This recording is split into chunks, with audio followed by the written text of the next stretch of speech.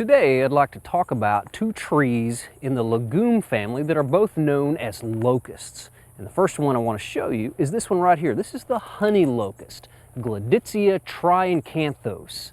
And the name, or the word triacanthos, refers to three thorns.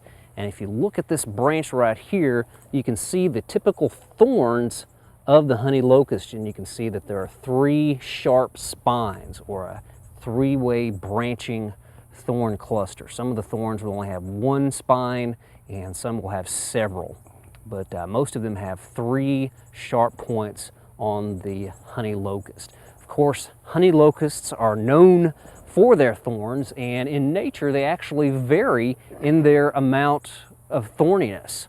We have some trees that are completely lacking of thorns. There are some trees that will have a few thorns, all the way up to some honey locust varieties that are just completely covered with long, nasty thorns.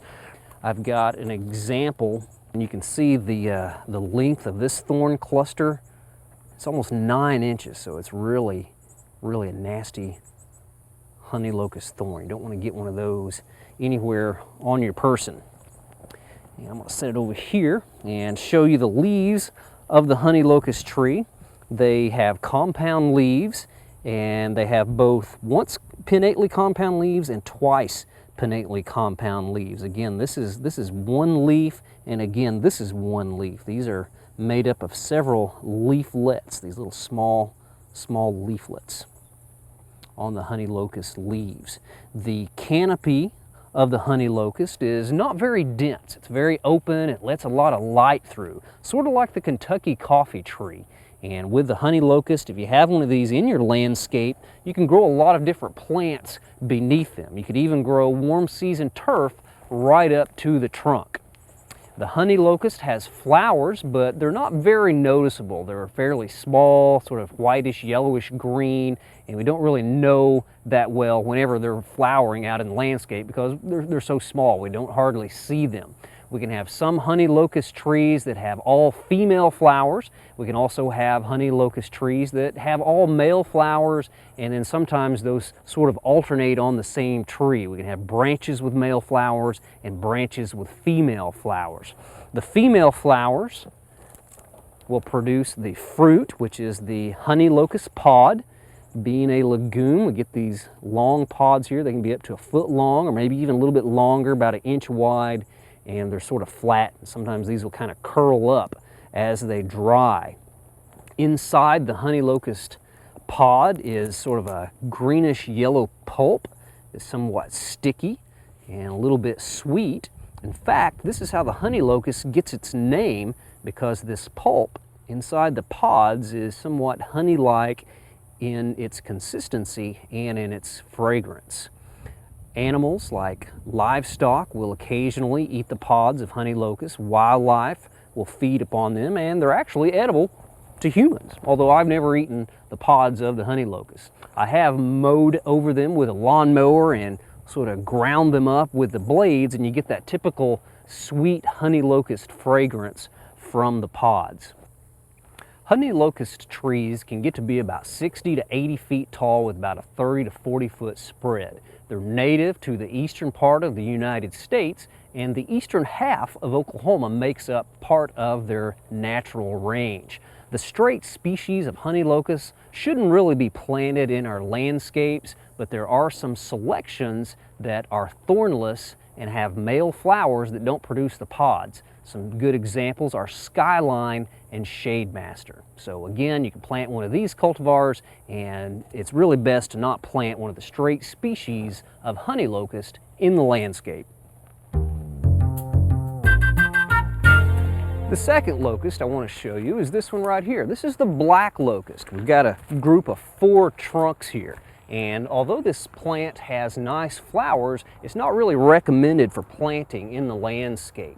The flowers of the black locust are in clusters, almost wisteria-like. They're white and they're really fragrant. In fact, you usually smell the flowers before you notice them on this tree.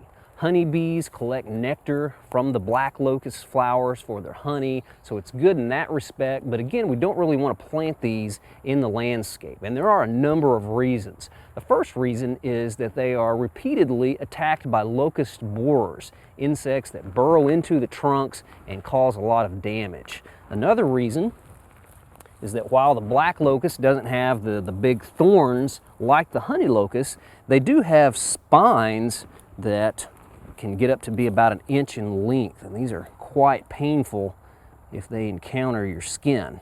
I've stepped on several of these in the front lawn of my parents growing up, as we had several black locusts over there. But these appear on the plants at a very early age, and they can be, again, quite painful if you step on them. But probably the #1 reason we don't want to plant the black locust in our landscape is this right here. They have the propensity to root sucker and form great thickets. We have been battling our black locust suckers for a number of years here at our garden. When we put in our rock garden, we cut a few of the roots, so we've been battling those root suckers ever since then. And we just recently noticed that over in our herb garden, we've got a black locust sucker that's come up in the middle of one of our beds, so we need to get that out of there. The range of the black locust is in the eastern United States, and in Oklahoma, the original range was only the eastern 1/4 of the state, not a very big area. But the trees have been introduced into the central and western part of the state, where they've actually caused some problems. They form really large thickets and are quite a nuisance. So the suckering is really a bad problem. If we look at the leaves of the black locust in comparison to the honey locust, you can see there's quite a difference here. Again, this is one leaf, and with the black locust, this is one leaf made up of several leaflets. Again, a compound leaf, several leaflets here. And you can see that there's quite a difference in size here. The black locust leaves are a lot larger and a little bit rounder in shape. The honey locust is a little bit more glossy, whereas the black locust is sort of a dull green and has sort of a dull surface texture to it. The pods, or the fruit, are also different in size. Right here again, we've got the honey locust fruit or pods. The pods of the black locust, you can see, are a lot smaller. They only get to be about 4 to 6 inches long. The black locust is a similar sized tree as the honey locust. It'll also get to be about 60 to 80 feet tall with about a 30 to 40 foot spread. And again, not really a tree that we recommend planting in our gardens in Oklahoma. We have another locust species in Oklahoma, the red or purple flowered locust, that has flowers similar to the black locust, but they're a neat rose pink as opposed to white, and it's a shrub. It only gets to be about 4 to 6 feet tall, and it doesn't have the sharp spines or thorns. So if you're going to plant honey locust in your landscape, make sure you get one of those improved selections that do not have the thorns and don't have the pods.